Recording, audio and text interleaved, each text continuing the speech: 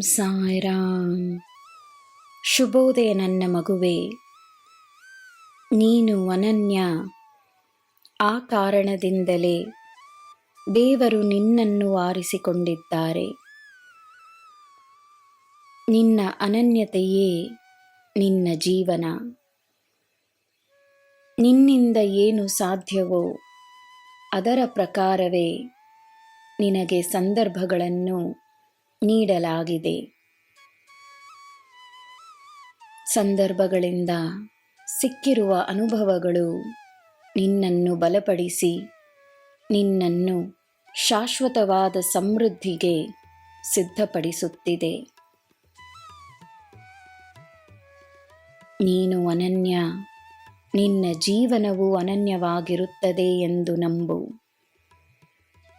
ಯಾರು ಏನೇ ಹೇಳಿದರೂ ನಿನ್ನ ನಂಬಿಕೆಯನ್ನು ಬಿಡಬೇಡ. ನಿನ್ನ ದಿನ ಶುಭವಾಗಿರಲಿ. ಸರ್ವಂ ಸಾಯಿಮಯಂ. ಜೈ ಸಾಯಿರಾಮ್.